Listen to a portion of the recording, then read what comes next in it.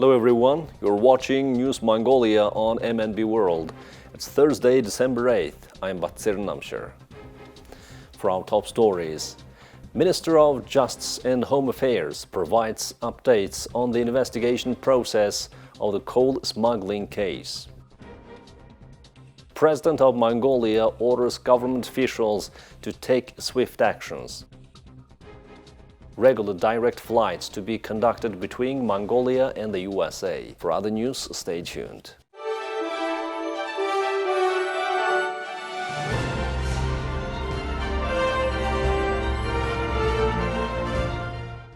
On Thursday, the Minister of Justice and Home Affairs, Nimbater, provided the latest updates regarding the coal theft issues that caused public anger and became a main trigger behind the latest demonstration. Details of his press briefing in the report.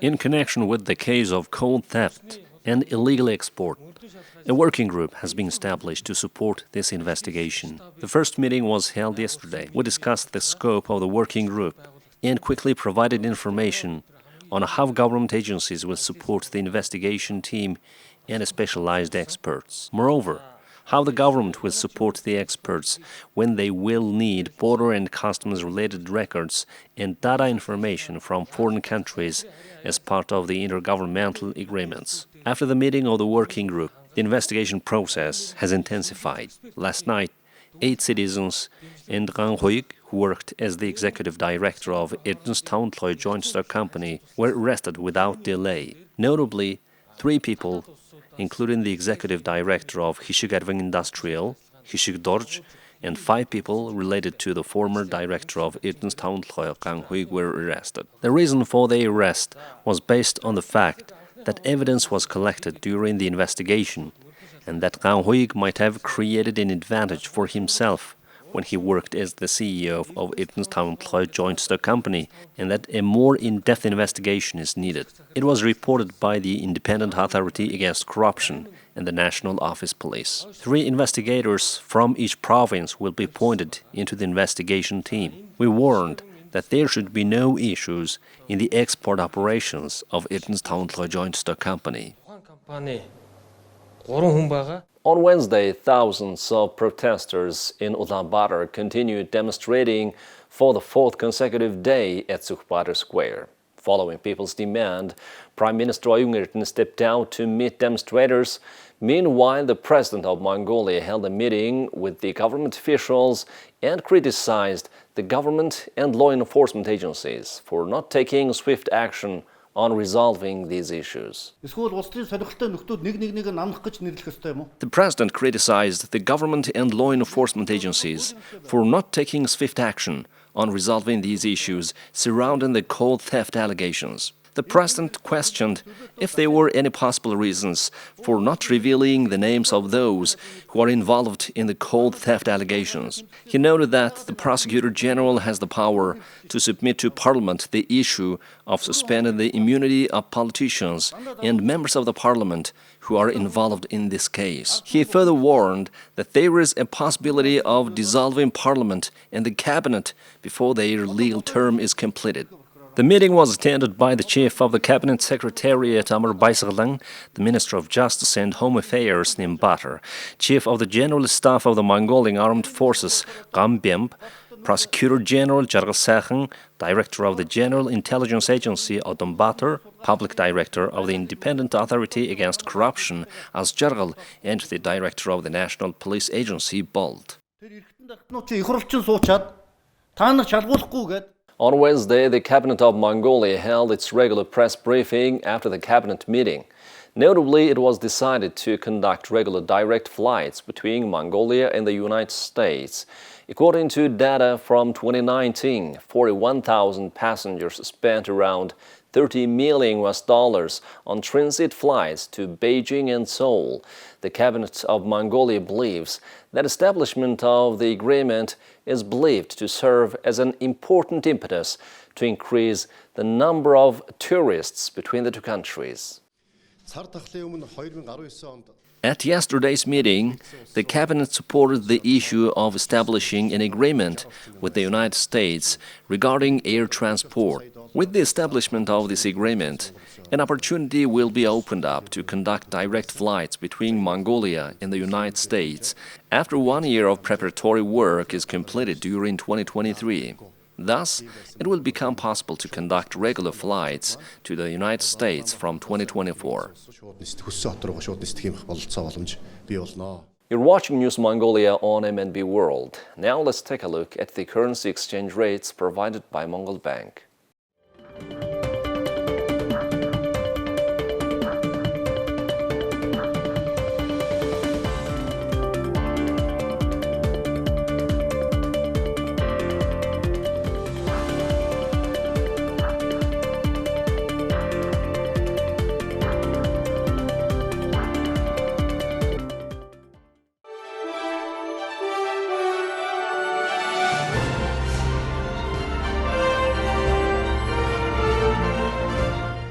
Now let's take a look at international news from our partner agencies.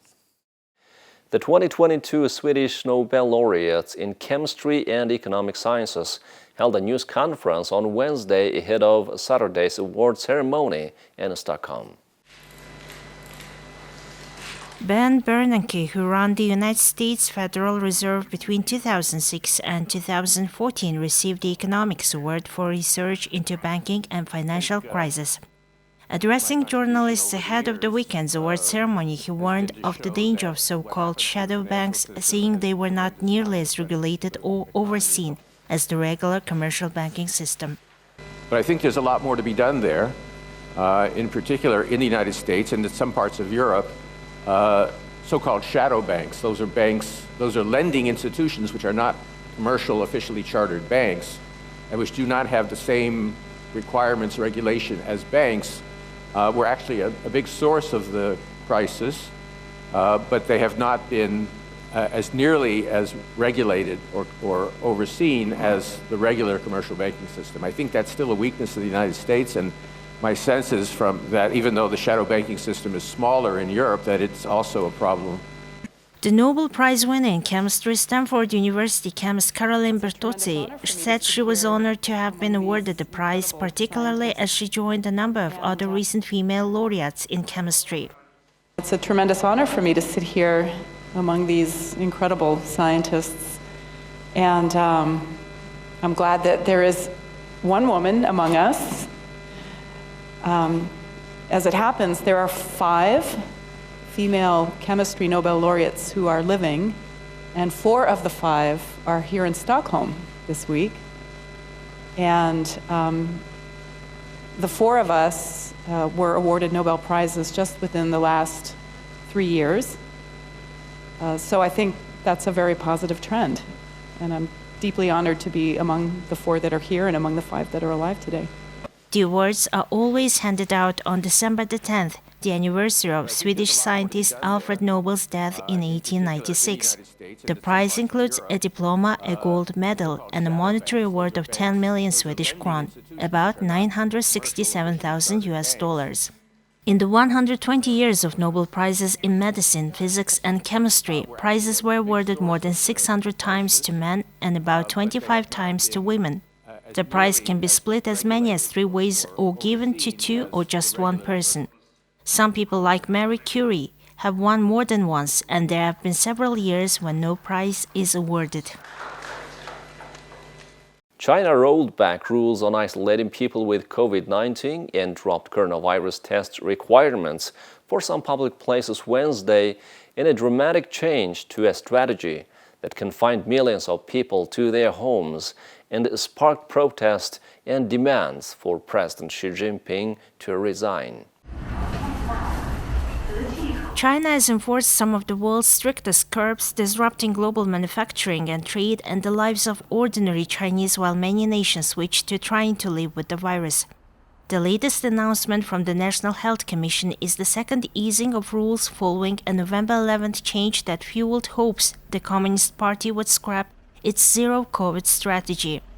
The easing is in line with promises to reduce the human cost of zero COVID, including changes announced before the protests that included shorter quarantines for travelers from abroad.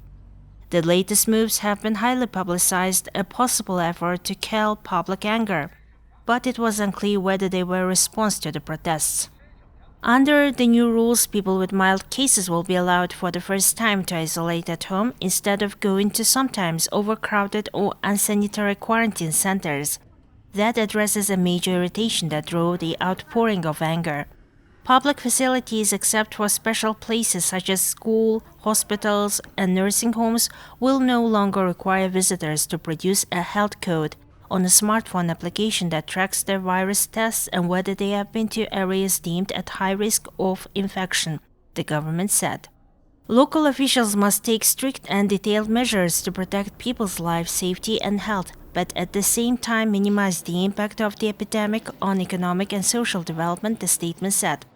China's restrictions have helped to keep case numbers low, but public frustration is rising as millions of people are repeatedly confined at home for uncertain periods, schools close abruptly, and economic growth falls.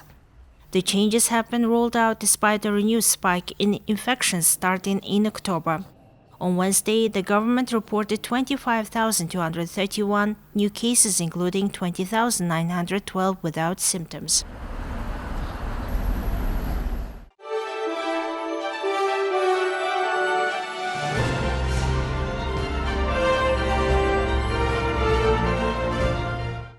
Now let's take a look at our regular feature on sports.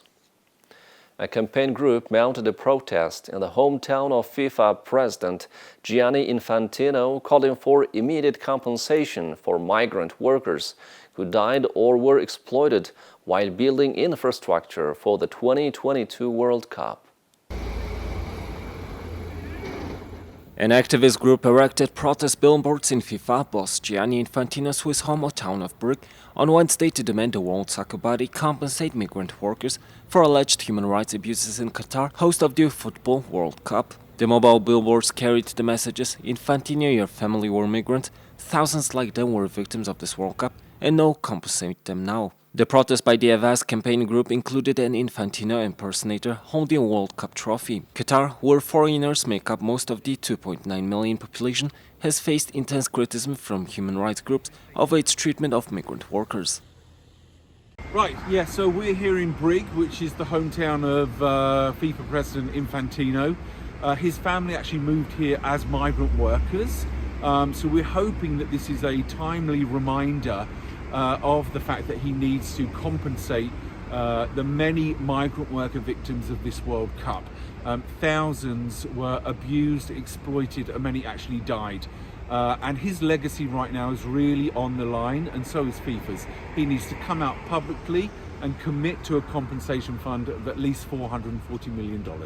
FIFA had no direct comment on the protest, but pointed to comments by Infantino last month, hailing a fund that Qatar set up in 2018 that has paid out $350 million to workers in cases mainly linked to a late or non-payment of wages. Britain's Guardian newspaper reported last year that at least 6,500 migrant workers, many of them working on World Cup projects, had died in Qatar since it won the right in 2010 to stage the World Cup. The International Labour Organization has questioned that number, which it said included all deaths in the migrant population. Qatari World Cup organizers have said that there have been 3 work-related fatalities and 34 non-work-related deaths among workers at World Cup 2022 sites. Amnesty and other rights groups have led calls for FIFA to compensate migrant workers in Qatar for human rights abuses by setting aside $440 million, matching the World Cup prize money. The Lawn Tennis Association has been fined $1 million by the men's ATP Tour for its ban on Russian and Belarusian players during the 2022 season. The Lawn Tennis Association was fined $1 million by the ATP Men's Professional Tour on Wednesday for banning players from Russia and Belarus from its grass court events this summer. The governing body of British tennis banned the players from 5 Wimbledon warm-up tournaments following Russia's invasion of Ukraine. The ATP, which oversees men's tennis outside of the Grand Slams, also warned the LTA it could lose its membership in the organization if it repeats the ban. The LTA said it deeply disappointed with the tour's action. The All England club banned Russian and Belarusian players from the Wimbledon tournament earlier this year also. Wimbledon organizers made the decision after considering guidance from the British government. On Wednesday, International Olympic Committee President Tomasz Bach criticized the British government for interfering. Governments should not decide on political grounds who is participating in which sport event. Sport events, the qualification for sports event must be on sporting merits and not on political interference. This is, by the way, against all the commitments these governments, and the British government, unfortunately, is not the only one, made in their approval of these, in the meantime, 3 or 4 UN resolutions in the last couple of years, and the latest one on 1st of December, where these governments, voted for a resolution by consensus, where they say that they respect the Olympic Charter, which is the political neutrality of the IOC, where they emphasize the conciliative nature of sports events, where they support the autonomy of sport, and then to take a decision, a political decision on a sports competition is clearly not in line with these resolutions and with these commitments, and is not in line with the mission of international sport. It is also understood that the LTA has been threatened with expulsion from the tour should it repeat the ban next year, which had previously been imposed due to Russia's military invasion of Ukraine. Russians and Belarusians were controversially prevented from competing at the LTA's 5 ATP events: Queen's Club, Eastbourne, Surbiton, Nottingham and Ilkley. The All England Lawn Tennis and Cricket Club also banned those players from playing at the 3rd Grand Slam of the season, the Wimbledon Championships, which was subsequently stripped of its ranking points by the ATP and the Women's WTA tours. The WTA had already issued a $1 million fine, which Britain's governing body of tennis has appealed against. The LTA said it is considering its response to the latest sanction imposed and accused the ATP of a lack of empathy over the situation in Ukraine. Now let's take a look at the weather forecast for the world's major cities.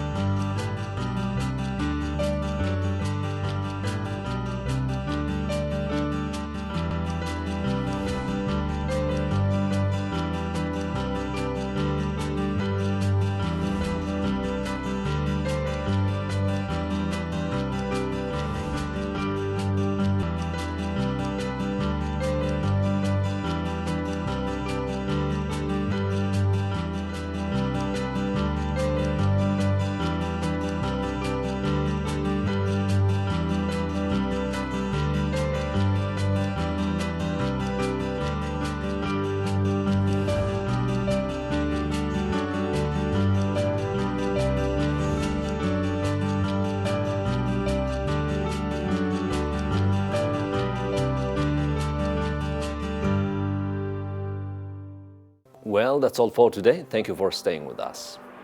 We'll see you on Friday with more news and updates. Goodbye.